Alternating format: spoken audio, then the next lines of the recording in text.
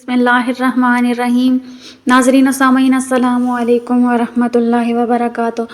रमज़ान अल मुबारक के बाबरकत महीने में पढ़ा जाने वाला कुरान कितने लोगों को बख्श सकते हैं? जबकि इसी से मिलता जुलता एक और सवाल ये भी पूछा गया है कि एहसाल सवाब का दुरुस्त तरीका क्या है, कि अगर वालिदैन का इंतकाल हो चुका हो और एहसाल सवाब करने का तरीका मालूम ना हो तो एहसाल सवाब करने का दुरुस्त तरीका क्या होगा। इसके साथ ही साथ ये भी सवाल पूछा गया था कि अगर नवाफिल नमाज की नियत तो अल्लाह के वास्ते करके पढ़ें, लेकिन इसके बाद क्या इन नवाफिल का सवाब अपने मरहूम वालिदैन की रूह को पहुंचाया जा सकता है या नहीं। नाज़रीन मोहतरम, एहसाल सवाब के हवाले से इंतहाई अहम सवालात हैं और इस वीडियो में इन्हीं सवालात का जवाब फराहम किया जाएगा, लिहाजा वीडियो पूरी देखें। नाज़रीन मोहतरम, देखें कि सबसे पहला सवाल तो ये है कि रमज़ान अल मुबारक में पढ़ा जाने वाला कुरान पाक कितने लोगों को बख्श सकते हैं। जान लीजिए कि रमज़ान अल मुबारक में जो कुरान पाक ख़त्म किया जाता है या फिर कुरान पाक की जितनी भी तिलावत की जाती है यानी 1 पारा 10 पारे या जितने भी आपने पारे पढ़े हैं, उनका सवाब कितने लोगों को एहसाल किया जा सकता है। आपने मुकम्मल कुरान पाक ख़त्म किया है या फिर इसके चंद पारे तिलावत किए हैं तो जान लीजिए कि रमज़ान के अलावा भी और रमज़ान अल मुबारक के मुक़द्दस महीने में भी जितना भी कुरान पाक आपने पढ़ा है, आप चाहें तो पूरी उम्मत मुसलमान को इसका सवाब पहुंचा सकते हैं। इसमें कोई हर्ज और कोई मसला नहीं है। जबकि इस हवाले से बाज़ लोगों का यह ख्याल होता है कि शायद हम इस एहसाल सवाब को सिर्फ चंद मखसूस लोगों तक ही पहुंचा सकते हैं, यानी कि ये मैंने अपने दादा के लिए या नाना के लिए पढ़ा है या अपनी वालिदा या वालिद के लिए पढ़ा है वगैरह वगैरह। याद रखें कि ये अकीदा बिल्कुल दुरुस्त नहीं है, बल्कि कुरान पाक पढ़ने से पहले या पढ़ने के बाद इस तरह से नियत करें कि मैं इस कुरान पाक को पढ़ने का सवाब सबसे पहले अपने आका सैयदुल मुरसलीन हजूर नबी रहमत सल्लल्लाहु अलैहि वसल्लम की खिदमत में तोहफतन नजराना मुहब्बा अकीदतन पेश करता हूँ और हजूर सल्लल्लाहु अलैहि वसल्लम के वसीले से आपकी तमाम उम्मत के अफराद जो इस दुनिया से रुखसत हो चुके हैं उनकी रूहों को पेश करता हूँ या करती हूँ। ए अल्लाह पाक कबूल व मंजूर फरमा, आमीन या रब्बल आलमीन। बिल्कुल इसी तरह से अगर आप अपने किसी खास अजीज व अकारब को इसका सवाब पेश करना चाहते हैं तो यानी कि जितने भी लोगों को बख्शना चाहते हैं बख्श सकते हैं। जान लीजिए कि इसमें कोई सदाकत नहीं है कि आप सिर्फ अपने मखसूस लोगों को ही इसका सवाब एहसाल कर सकते हैं जबकि दूसरों को नहीं कर सकते। उलमाए कराम ये फरमाते हैं कि आप जितने ज़्यादा लोगों को भी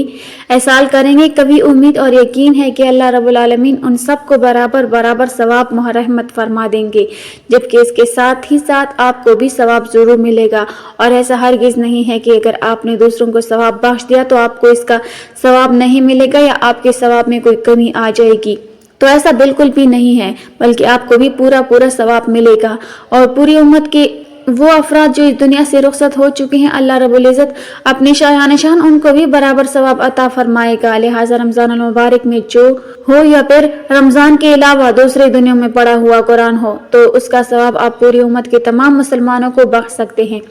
और इसमें कोई हर्ज या तखसीस बिल्कुल भी नहीं है। आइए अब दूसरे सवाल की जानिब चलते हैं कि एहसाल सवाब करने का आसान सा तरीका क्या है। तो इस हवाले से पहले ये समझ लें कि एहसाल का मतलब है पहुंचाना और सवाब का मतलब है अजर, यानी कि आपने जो भी नेकी का अमल किया है, सदका व खैरात दिया है या कुरान पाक पढ़ा है, जिक्र अज़कार किए हैं, हज किया है या फिर नफल नमाज पढ़ी है, तो इसका सवाब आपको तो मिल गया। अब वही सवाब आप अपने मरहूमीन को भी एहसाल कर सकते हैं, यानी उन्हें भी बेच सकते हैं। मिसाल के तौर पर आपने अल्लाह की राह में कुछ पैसे सदका किए हैं, उनका सवाब आपको मिल गया, या फिर आपने घर में बैठे बैठे कुरान पाक की तिलावत की है, जिक्र अज़कार किए हैं, दुरूद शरीफ पढ़ा है, किसी मिस्कीन को खाना खिलाया है,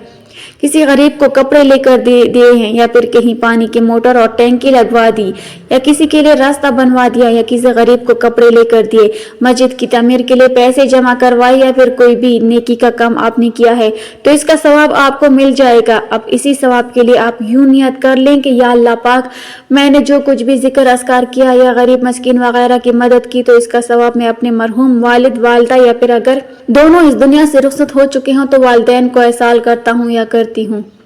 तो इंशाअल्लाह अल्लाह रब्बुल आलमीन इस सवाब का बदला उन्हें भी अपने करम से अता फरमा देगा। इसी तरह से अगर कोई चीज़ सदका की है तो इसका सवाब अपने मरहूम वालिदैन, अजीज़ व अकारब या फिर नबी व रहमत सल्लल्लाहु अलैहि वसल्लम की जितनी भी उम्मत उसकी दुनिया से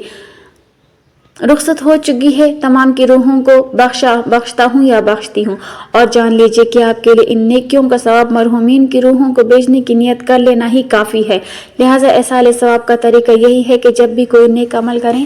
تو نیت کر لیں کہ میں اس کا ثواب فلاں فلاں مرحومین کو پیش کرتا ہوں یا کرتی ہوں، تو ان کو اس کا ثواب مل جائے گا۔ آئیے اب تیسرے سوال کی جانب چلتے ہیں کہ کیا نفل نماز کا ثواب اپنے مرحومین کو بخش سکتے ہیں یا نہیں۔ تو یاد رکھیے کہ جو بھی نفل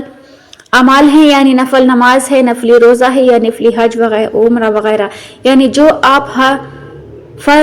پر حج فرض تھا وہ تو آپ نے ادا کر لیا، اس کے بعد جب آپ نفلی حج کریں گے یا کوئی بھی نفلی عبادت کریں گے تو اس کا ثواب بھی آپ اپنے مرحومین کو ایصال کر سکتے ہیں، اور اس میں کوئی حرج بھی نہیں ہے، ایسا کرنا بالکل جائز ہے، اور اس ثواب کا بدلہ انہیں اللہ رب العزت عطا بھی فرماتا ہے۔ اور یہ بھی یاد رہے کہ یہ ثواب جتنا آپ کو ملے گا اتنا ہی ان مرحومین تک بھی پہنچے گا، یعنی آپ جب کسی عمل کا ثواب مرحومین کو ایصال کرتے ہیں تو ایسا نہیں ہے کہ ان کو وہ ثواب نہیں پہنچے گا یا پھر آپ کے ثواب میں کوئی کمی واقع ہوگی، تو ایسا نہیں، بلکہ آپ کو بھی اس کا ثواب ملے گا، اور آپ کی مرحومین، والدین، عزیز و اقارب جن کو بھی آپ نے ایصال کیا ہے، اللہ پاک اس ثواب کا بدلہ انہیں بھی عطا فرمائے گا۔ اب نفل نماز کو ایصال کرنے کی نیت بھی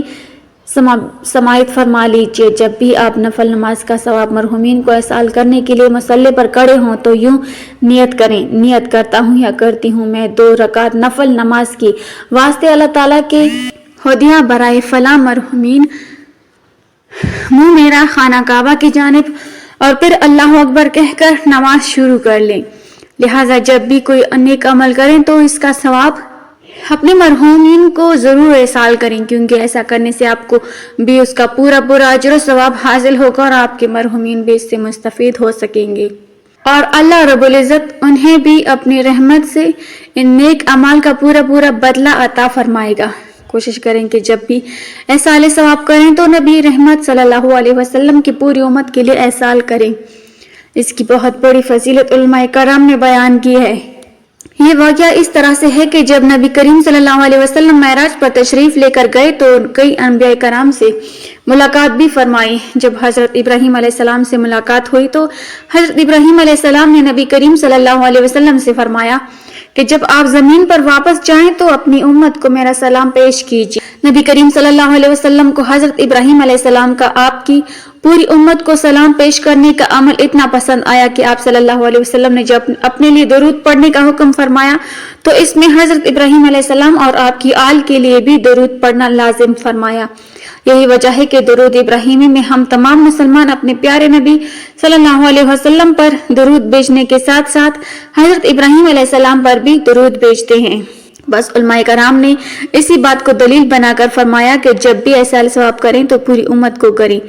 اللہ رب العالمین سے دعا ہے کہ ہمیں نیک عمل کرنے کی توفیق عطا فرمائے، آمین یا رب العالمین۔ ناظرین، کمنٹ باکس میں اللہ تعالیٰ کی 99 ناموں میں سے ایک نام ضرور ٹائپ کریں۔ ویڈیو اچھی لگی ہو تو لائک کر دیں، چینل کو سبسکرائب کر دیں۔ ملتے ہیں اگلی ویڈیو میں، تب تک کے لیے اللہ حافظ۔